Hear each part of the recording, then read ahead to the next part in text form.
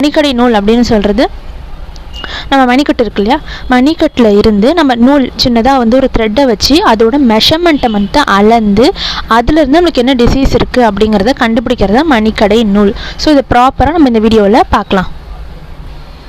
So இப்போ மணிக்கடை நூலுக்கு என்னென்ன பொருட்கள் தேவை அப்படின்னு பார்த்தோம்னா, ஒரு நூல் தேவை. அது ஓரளவு இந்த அளவுக்கு இருந்தால் போதும். உங்களுக்கு தெரிகிற அளவுக்குன்னு சொன்னோம்னா கரெக்டாக ஒரு 15 சென்டிமீட்டர், ஓகேவா. 2 ரோப்பையும் சேர்த்து வந்து 15 சென்டிமீட்டரில் இருக்கணும். ஸோ அப்படின்னு பார்த்தோன்னா ஒரு 30 சென்டிமீட்டர், அதாவது 30 சென்டிமீட்டர் அளவுக்கு ஒரு நூல் எடுத்துக்கலாம். இல்லை அதோட கொஞ்சமாகவும் எடுத்துக்கலாம், இல்லை அதோட அதிகமாகவும் எடுத்துக்கலாம். அது உங்களோட சாய்ஸ் தான். ஆவரேஜாக வந்து ஒரு 13 சென்டிமீட்டருக்குள்ளே வந்து நூல் எடுத்துக்கணும். ஸோ இவ்வளோ அளவுக்கு தான் இப்போ நூல் எடுத்திருக்கேன். ஸோ இந்த நூல் தான் வந்து நம்ம நார்மலாக மணிக்கடை நூல் பார்க்குறதுக்கு யூஸ் பண்ணக்கூடிய த்ரெட்டு. ரொம்ப மெலிசாக இருந்தாலும் நம்மளால் ப்ராப்பராக வந்து அதோட சுத்தளவை பார்க்க முடியாது. ரொம்ப வந்து திக்காக இருந்தாலும் நம்மளுக்கு அது கரெக்டாக இருக்காது. ஸோ இதுதான் ஆவரேஜான நூல். ஸோ இது மாதிரி நூலை தான் வந்து நீங்கள் பார்க்கணும். இந்த நூல் எடுத்துக்கணும். ஃபஸ்ட்டு மணிக்கடை நூல்னா என்னங்கிறத பார்க்கலாம். மணிக்கடை நூல் அப்படின்னு சொல்கிறது ஃபஸ்ட்டு நம்ம மணிக்கட்டு இருக்குது, ஓகேவா. ஸோ இந்த மணிக்கட்டு, ஸோ இந்த மணிக்கட்டில் இருந்து 4 விரல் தள்ளி, ஸோ நம்ம மணிக்கட்டு, ஓகேவா, மணிக்கட்டு இங்கே இருக்குது. ஸோ இந்த மணிக்கட்டில் இருந்து இந்த சைடு திருப்பி இதிலேருந்து 4 விரல், ஓகேவா, 1 2 3 4 விரலை தள்ளி 4 விரலுக்கு அப்புறமா இருக்கிற இந்த கையோட சுத்தளவை வந்து நம்ம கயிறை வச்சு மெஷர் பண்ணணும். இதுதான் வந்து மணிக்கடை நூல் பண்ணுறதுக்கான ப்ராப்பரான ப்ரொசீஜர். ஸோ இது எப்படிங்கிறத நம்ம இப்போ ப்ராக்டிக்கலாகவே செஞ்சு பார்க்கலாம். ஃபஸ்ட் நம்ம நூல் எடுத்துக்கலாம். ஸோ நூலை இது மாதிரி நம்ம நீட்டாக சிக்கு இல்லாமல் இந்த நூலை வந்து கரெக்டாக எடுத்துக்கிட்டு அதுக்கடுத்து என்ன பண்ணணும்னா இந்த நூலை தனியாக நம்ம வச்சுருவோம். அதுக்கப்புறம் நம்ம பேஷண்ட்டோட கை இருக்காங்க இல்லையா, ஸோ அந்த கையிலேருந்து 4 விரல் தள்ளணும். ஸோ 4 விரல், ஓகேவா, 4 விரல் தள்ளி இந்த இடம் வருது. ஸோ இந்த இடத்துல வந்து நம்ம கயிறை வந்து சுற்ற போகிறோம். ஸோ இந்த அளவு இதோ இந்த இடத்துல கயிறு எடுத்து இந்த இடத்துல நான் வைக்கிறேன். இங்கே வச்சு இதில் இருந்து இந்த சுத்தளவு எடுக்கிறேன். நல்லா பார்த்துக்கோங்க. இங்கே வச்சுட்டேன் கயிறை. இப்படி வச்சுட்டேன்னா ஸோ இங்கே இருந்து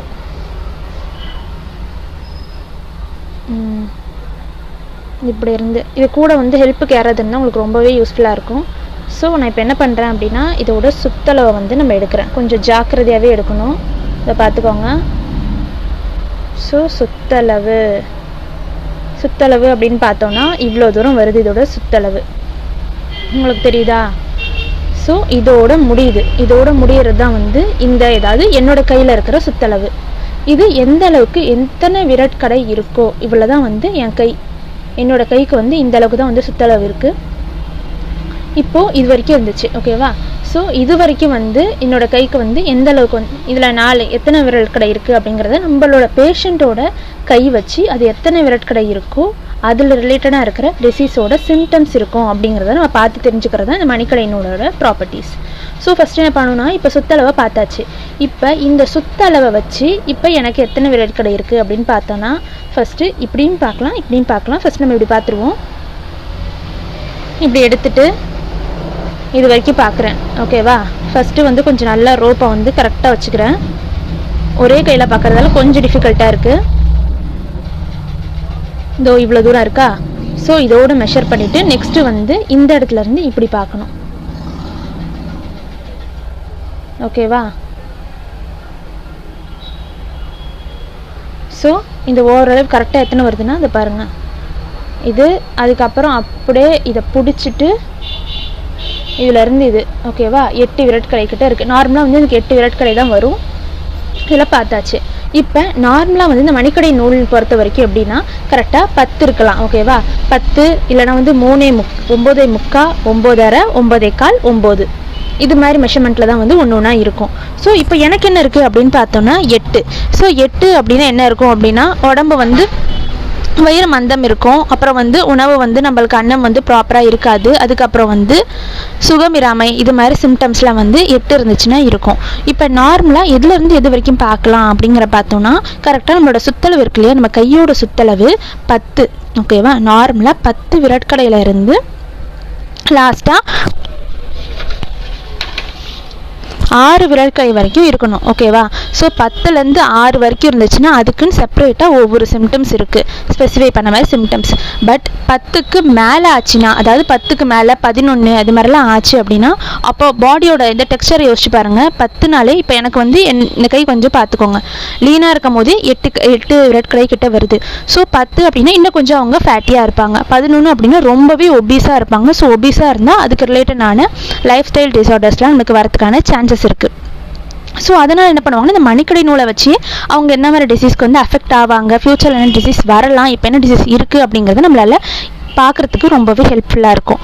அடுத்தது என்ன அப்படின்னா 6 வரைக்கும் தான் இருக்கணும்னு சொல்லியிருக்கோம். ஸோ 6ங்கிறது வந்து ரொம்பவே கம்மியான நம்பர். ஓகேவா? 8 இருக்குது, 8க்கு அடுத்து தான் வந்து 7 வரும், 7க்கு அடுத்து தான் வந்து 6 வருது. ஸோ 6ங்கிறது ரொம்பவே லீனாக இருக்குது. ஸோ ரொம்பவே நம்ம லீன்னா 6க்கும் கீழே அப்படின்னா 3, 5.25 அதுக்கப்புறம் வந்து 5.5, 5, 4 இது மாதிரிலாம் குறைஞ்சிட்டு வரும். இது மாதிரி குறையும் போது என்ன ஆகும், நம்ம பாடி வந்து ரொம்பவே லீனாக இருக்கும். ரொம்பவே இப்படி லீனாக இருக்கும் போது நம்மளுக்கு எல்லா டிசீஸும் ஈஸியாகவே வரும். எதனால் அப்படின்னா நம்மளுக்கு பாடி லீனாக இருக்கிறதால இம்யூன் பவரும் கம்மியாக இருக்க சான்சஸ் இருக்குது. ஸோ இம்யூன் பவர் கம்மியாக இருந்துச்சு அப்படின்னா சின்ன இன்ஃபெக்ஷன் இருந்தாலும் அதுக்கு நமக்கு பெரிய டிசீஸ் வரதுக்கான சான்சஸ் இருக்குது. இதில் நம்ம என்ன தெரிஞ்சுக்கிறோம் அப்படின்னா, இந்த மணிக்கடை நூலில் நம்ம பாடியோட டெக்ஸ்சரை வச்சியும் அதோட சைஸை வச்சியுமே நம்மளுக்கு என்னென்ன டிசீஸ் வரலாம், என்ன டிசீஸ் இருக்கும் அப்படிங்கிறத நம்ம இந்த மணிக்கடை நூலை வச்சே டயக்னோஸ் பண்ணலாம். இன்கேஸ் நீங்கள் கிளினிக் வைக்கிற மாதிரி இருந்தாலும் சரி, இல்லை உங்கள் ஃப்ரெண்ட்ஸ் யாராவது கிளினிக் வச்சுருந்தாலும், இல்லை எப்படி இருந்தாலும் நீங்கள் இந்த வந்து செப்பரேட்டாக ஒரு பேஷண்ட்டுக்கு நம்ம பார்த்து டயக்னோஸ் பண்ணி தெரிஞ்சுக்கிட்டாலும் நம்ம ஹெல்ப்ஃபுல்லாக தான் இருக்கும். ஸோ இந்த வீடியோவில் நம்ம மணிக்கடை நூலை எப்படி ப்ராப்பராக பார்க்குறது அப்படிங்கிறத நம்ம வீடியோவாகவும் ரொம்ப டீட்டெயில்டாக ப்ராக்டிக்கலாக பார்த்தாச்சு.